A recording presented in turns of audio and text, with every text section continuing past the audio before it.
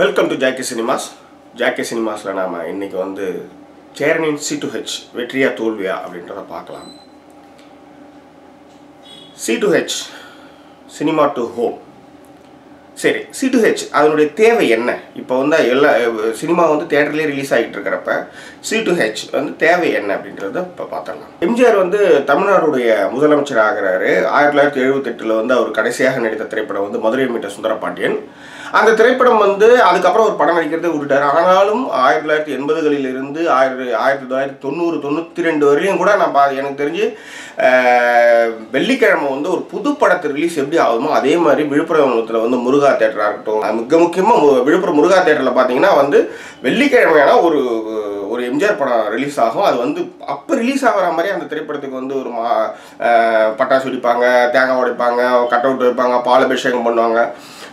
ஏன் சொல்கிறேன்னா, ஒரு திரைப்படம் எடுக்கப்பட்டு பல நாட்களுக்கு பிறகு ரீரிலீஸ் ஆகியும் கூட அவ்வளோ பெரிய மகத்துவத்தையும் வெற்றியும் அக்காலத்தில் வந்து அந்த திரைப்படங்கள்லாம் பெற்றுச்சு. அப்போ வந்து தியேட்டர் வந்து ஃபுல்லாக இருந்தது. அப்போ டிவி மீடியம் மலரில் எல்லாருமே தியேட்டருக்கு தான் போய் பார்த்தாங்க. ரிப்பீட் ஆடியன்ஸ்னு சொல்கிற ஆடியன்ஸ் வந்து தியேட்டருக்கு போய் பார்த்தாங்க.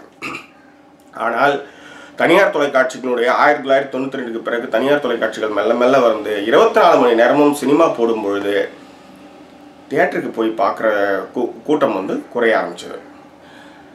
அதன் பிறகு வந்து சீரியல் வந்ததுமே என்னாச்சு, மிக முக்கியமாக மகளிர் வந்து அதாவது 1:30 மணி ஷோ மேட்னி ஷோவுக்கு வந்து மகளிருக்குன்னே ஃபுல்லாக ஒரு காட்சி எதுனா மேட்னி ஷோ தான். வீட்டில் வந்து காலையில் வேலையெல்லாம் முடிச்சுட்டு மதியானம் ஒரு ஷோ போய் பார்த்துட்டு வந்துட்டு சாயங்காலம் வந்து குழந்தைங்களை வச்சு ஃபேமிலியாக. ஸோ மேட்னி ஷோன்றது இந்த மகளிருக்கு அந்த ஷோவே வந்து காலை ஷோவும் அதாவது காலை காட்சியும் மதிய காட்சியுமே வந்து இந்த பெண்களுக்கான காட்சியாக இருந்தது. அந்த காட்சிகளில் வந்து கூட்டம் வந்து குறைவாக வர ஆரம்பிச்சிது. ஸோ அதுக்கப்புறம் வந்து அது இளைஞர்கள்லாம் படம் பார்க்குற அளவுக்கு ஆயிடுச்சு. அதனால் வந்து அந்த காலமாற்றம் வந்து என்னாச்சுன்னா, இந்த திரைப்படத்தை திரும்ப பார்க்கறதுக்கான ஒரு விஷயமே வந்து இந்த விஞ்ஞான தொழில்நுட்பத்தினால வந்து குறைஞ்சி போச்சு. ஆனால் இதில் இன்னொரு விஷயமும் இருக்குது. விஞ்ஞான தொழில்நுட்பம் வந்து வளர்ந்து தியேட்டருக்காரங்க வந்து தியேட்டருக்கு போய் பார்க்குற கூட்டம் குறைஞ்சா கூட இந்த தியேட்டருக்காரங்களே அவங்களே ஆப்பு வச்சுட்டாங்க. சரி, first class, second class, third class, AC பாக்ஸுன்னு வச்சு பிரிச்சிங்க, ரைட்டு. அதுக்கப்புறம் என்ன பண்ணீங்க, தியேட்டருக்கு அவனில் வந்து அதாவது வர்றவங்க வந்து ஒரு கஸ்டமராக பார்க்குறதே கிடையாது. தலையில் 2 கொம்பு முளைச்ச மாதிரி தான் நிறைய சிப்பந்திகள் நடந்துக்கிட்டாங்க, தியேட்டர் ஓனர்ஸ் நடந்துக்கிட்டாங்க. ஸோ இந்த ரிப்பீட் ஆடியன்ஸுன்ற பொன் முட்டையிடும் பாத்தை வந்து தியேட்டருக்காரங்களே அறுக்க ஆரம்பித்தாங்க. கைலி கட்டிட்டு வரக்கூடாது, ஆட்டோ எடுத்துகிட்டு உள்ள வரக்கூடாது, சைக்கிள் எடுத்துகிட்டு வரக்கூடாது, இந்த மாதிரியான ரெஸ்ட்ரிக்ஷன்ஸ்லாம் போட என்னாவது தியேட்டருக்கு மேலே வந்து தியேட்டருக்கான வருகையை வந்து அவங்க குறைக்க ஆரம்பித்தாங்க. அதன் பிறகு டிக்கெட் விலையேற்றம். 6000 ரூபா டிக்கெட்டுக்கு வந்து தேவி தேட்டரில் வந்து போலீஸ்கிட்ட லட்ச சார்ஜ்லாம் வாங்கிட்டு படம் பார்த்தவங்க தான் நாங்கள். அபூர்வ சகர் படத்துக்கு வந்து சட்டையெல்லாம் கீச்சிட்டு 2 ரூபா டிக்கெட்டுக்கு வந்து சட்டையெல்லாம் கீச்சிட்டு போய் படம் பார்த்தவங்கன்ற முறையில் தியேட்டர் வந்து ரிப்பீட் ஆடியன்ஸாக இருந்த நாங்களாம் தியேட்டரில் வந்து ரேட் அதிகமாகிறப்ப அங்கே தேட்டரில் போய் பார்க்கணுன்ற எண்ணம் வந்து குறைய ஆரம்பிச்சிது. என்றைக்கு வந்து 120 ரூபா டிக்கெட்டு போய் 10 ரூபா வந்து சைக்கிள் டோக்கன், 20 ரூபா சைக்கிள் டோக்கன் போச்சோ அப்பயே தேட்டருக்கான ஆடியன்ஸ் வந்து குறைய ஆரம்பிச்சிது. இன்னொன்று, அவங்களும் வந்து எலைட் ஆடியன்ஸ் வந்தால் போதும், மற்றவங்களாம் வர வேண்டிய அவசியம் இல்லைன்ற லெவலுக்கு அவங்களும் வந்தாங்க, தேட்டர் ஓனர்ஸும் வந்தாங்க, ரைட். இந்த எலைட் ஆடியன்ஸ் மட்டும் போய் என்ன பண்ணாங்கன்னா, சரி எலைட் ஆடியன்ஸ் வந்துட்டான், எலைட் ஆடியன்ஸே எல்லாருனாலும் பார்த்துருவானா? சாதாரண பொதுஜனமும் நடுத்தர குடும்பமும் தேட்டருக்கு போனால் தான் அந்த தேட்டர் வந்து நிறைய கும்பலாகும், கலெக்ஷன் ஆகும். போகிறவங்ககிட்ட வந்து ஒரு பெப்சி வந்து 80 ரூபா, 120 ரூபா, ஒரு சாதாரண பாப்கார்ன் வந்து 10 ரூபான்ற பாப்கார்ன் வந்து 80 ரூபா காம்போ, அது இதுன்னு சொல்லி மிகப்பெரிய அளவில் அமௌண்ட்டை வந்து பொதுமக்கள்கிட்ட இருந்து இவங்க வந்து வாங்க ஆரம்பித்தாங்க. இதில் எல்லாத்தோட கொடுமையான விஷயம், தேட்டரில் படம் பார்க்க போகிறவங்க யாரும் வந்து ப்ரோபோ கிடையாது, மனுஷங்க. தண்ணி பாட்டில் கூட பிடுங்கி வச்சுட்டு அவங்களுக்கு முன்னாடிலாம் தேட்டரில் வந்து ஒரு சங்கிலி போட்டு, அது சுதந்திரம் ஆகி 60 வருஷம் ஆனாலும் சரி அந்த சங்கிலி விட்டு அந்த டம்ளர் விடவே மாட்டாங்க நம்மளால். அதுக்கு ஒரு சங்கிலி போட்டாவது ஒரு தேட்டரில் வந்து அங்கங்கே தண்ணி கேன் வச்சுருப்பாங்க, தண்ணி எடுத்து குடிக்கலாம், அவசரத்துக்கு தாகத்துக்கு தவிச்ச வாய்க்கு தண்ணி கொடுத்துருந்தாங்க. அதையும் தடுத்துட்டு தண்ணி பாட்டிலையும் பிடுங்கி வச்சுக்கிட்டு ஏன் தேட்டரில் விற்கிற தண்ணி பாட்டில் 40 ரூபாய்க்கு வாங்கி குடித்தாதான் அவங்க உள்ளார விடுவோன்ற லெவலுக்கு போயிட்டு அப்புறம் தேட்டருக்கு யார் போவா சொல்லுங்கள்? எல்லாத்தோட கொடுமை, ஒரு டிக்கெட்டு 120 ரூபா. நான் ஃபஸ்ட் டே ஃபஸ்ட் ஷோ பார்த்து வந்துட்டேன். இதுவே அந்த படம் வந்து ஒரு பெரிய நடிகர் படம், பிடிச்ச ரசிகர், குடும்பத்தில் எல்லாருமே படத்தை பார்க்கணுன்னு சொல்கிறாங்கன்னு வச்சுக்கோங்க. ஒரு டிக்கெட் 120 ரூபா, ஆன்லைன் டிக்கெட் புக் பண்ணோன்னா 150 ரூபா. ஸோ 5 டிக்கெட்டு 750 ரூபா ஆகிப்போச்சா. அதுக்கப்புறம் பைக் எட்டு மணி நேரத்தில் அதுக்கு ஒரு 20 ரூபா. சரி, இப்போ எல்லாரையும் கூட்டிகிட்டு போயிட்டேன் படத்துக்கு. அவங்க வந்து இன்டர்வலில் வந்து கோக்கு, பாப்கார்னு எல்லாம் பப்ஸு கிப்ஸுன்னு போச்சுன்னா ஒரு 1000 ரூபா செலவாகி போயிடுது. ஸோ ஒரு படத்துக்கு நான் 1750 ரூபா செலவு பண்ணால் வாரத்தில் வந்து 4 வெள்ளிக்கிழமை வருது. 4 வெள்ளிக்கிழமை படம் ரிலீஸ் ஆச்சு. போன வாரம் கூட 11 படம் ரிலீஸ் ஆச்சு. நான் எப்படி தேட்டரில் போய் ஒரு குடும்பத்தோடு போய் பார்ப்பேன்? அதை சொல்லுங்கள். இலவசமாக அரிசி கொடுத்துட்ருக்கிற இந்த காலத்தில் தேட்டருக்கு மட்டும் 1500 ரூபா கிட்ட நான் செலவு பண்ணால் குடும்பம் விளங்குமா? ஸோ இந்த மாதிரி தேட்டர் டிக்கெட்டினுடைய விலையேற்றத்தினுடைய கடுமையான விலையேற்றத்தின் காரணமாக தேட்டரில் போய் ஃபேமிலியாக படம் பார்க்குற அந்த இயல்பு வந்து குறைஞ்சி போயிடுச்சு. எல்லாருமே திருட்டு விசியில் 20 ரூபா கொடுத்தா 5.1ல் ஒரு 15 நாள் கழித்து 5.1ல் திருட்டு விசி வந்து போகுது. ஸோ அதை நான் பார்த்துக்கிறேன், எதுக்கு போய் அடித்து பிடிச்சிக்கிட்டு பார்த்துக்கிட்டு 120 ரூபா கொடுத்துக்கிட்டு அப்படி ஒரு எண்ணம் வந்து போச்சு.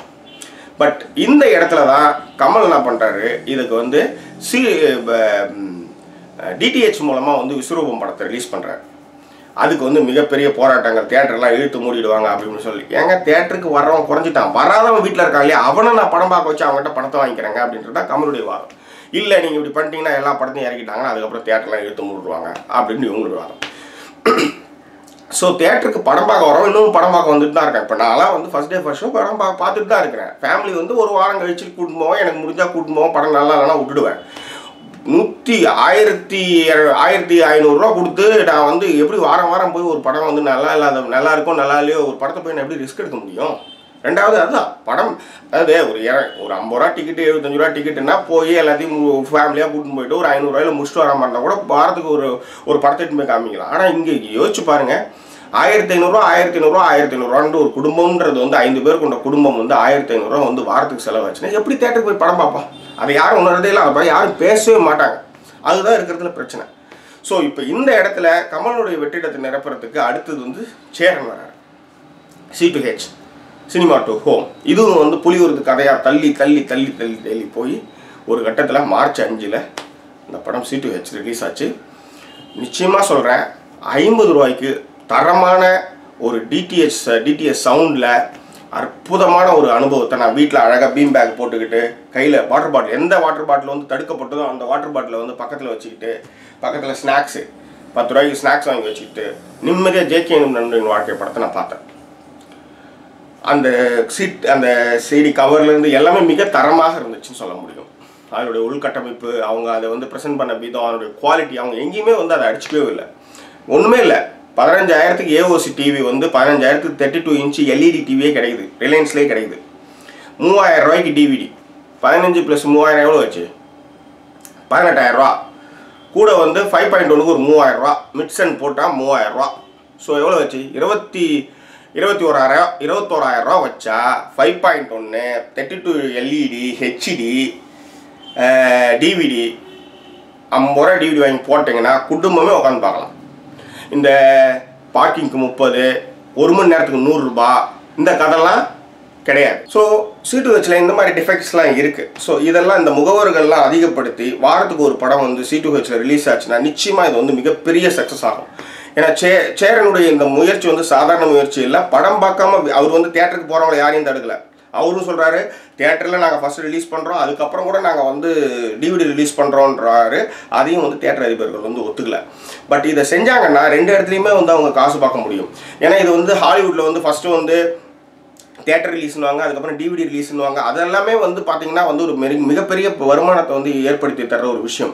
இவங்க வந்து இந்த டிவிடின்ற ஒரு விஷயத்தை, ஹோம் தியேட்டர் டிவிடின்ற ஒரு விஷயத்தை இவங்க வந்து வெறுக்கிறாங்க. ஆனால் இவங்க வெறுத்தாலும் வெறுக்காட்டாலும் நடைமுறை என்பது வேறு. ஏன்னா எல்லோரும் வந்து சினிமா வந்து பார்ப்பது வந்து முன்னாடிலாம் வந்து ஒரு 75 காசாவது கொடுத்து ஒரு டாக்கீஸ்லேயாவது போய் பார்த்த விஷயங்கள்லாம் இல்லாமல் இன்றைக்கி வந்து ஒரு ஐஃபோன்லேயே வந்து ஒரு படத்தை டவுன்லோட் பண்ணி பார்க்குற அளவுக்கு வந்துடுச்சுன்றப்ப அப்படிப்பட்ட மக்கள்கிட்ட சினிமா எளிமையாக போய் சேர்ந்துட்ட விஷயன்றதுனால இந்த C2H வந்து தவிர்க்க முடியாத ஒரு விஷயம்.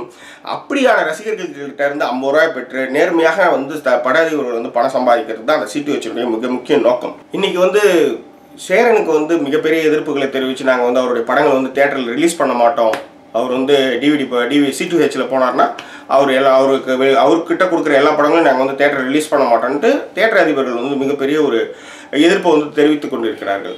ஆனால் இப்போ என்னன்னா, ஒரு சமீபத்தில் நடந்த ஒரு இன்டர்நேஷ்னல் விஷயத்தை பற்றி சொல்கிறேன். வடகொரிய அதிபரை வந்து கலாய்ச்சி ஒரு படம் வந்து த இன்டர்வியூஸ்னு ஒரு படம் வந்துச்சு. அந்த படத்துக்கு வந்து வடகொரியாவில் வந்து மிகப்பெரிய எதிர்ப்புகளை வந்து வடகொரிய மக்களும் சரி தலைவர்களும் சரி அந்த படத்துக்கு வந்து மிகப்பெரிய எதிர்ப்பு தெரிவித்து அந்த படத்தை வந்து ரிலீஸ் பண்ணக்கூடாதுன்னாங்க. இதே மாதிரி என்னென்னா வடகொரிய அதிபரை வந்து ஒரு அமெரிக்காரங்க வந்து பயங்கரமாக கலாச்சி எடுத்த படம் சோனி நிறுவனம் அந்த படத்தை வந்து தயாரிச்சிருந்தது. அந்த படத்தை வந்து ரிலீஸ் பண்ணக்கூடாதுன்ட்டு அவங்க தடை உத்தரவு போட்டாங்க. அது மட்டும் பண்ணல, சோனி நிறுவனத்தினுடைய அதற்கடுத்து ஜேம்ஸ் பாண்ட் படத்துக்காக எடுக்கப்பட வேண்டிய திரைக்கதைகள், அவங்களுடைய டாக்குமெண்ட்ஸு இதை எல்லாத்தையுமே ஹேக் பண்ணாங்க, அவங்களுடைய திரைக்கதைகளை வந்து வெளியிட்டாங்க. ஸோ இந்த மாதிரி ஏகப்பட்ட அட்ராசிட்டியை வந்து வடகொரியா வந்து பண்ணிச்சு.